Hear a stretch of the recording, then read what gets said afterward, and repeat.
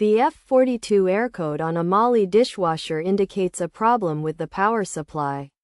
This issue can be caused by incorrect frequency power ranges or insufficient power supply to the dishwasher. To resolve this problem, it is essential to check the power frequency ranges. This can be done by accessing the washer's data plate and verifying that the received power frequency is within the acceptable range, which is 50 Hz plus or minus 5 Hz, or 60 Hz plus or minus 5 Hz. If the frequency is not within these limits, adjusting it to the correct range may resolve the issue.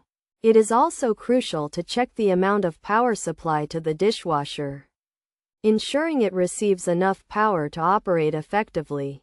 Using an extension cord that cannot support the washer's heavy-duty power demand, or having other appliances plugged into the same circuit that consume excessive power, can cause an unstable power supply.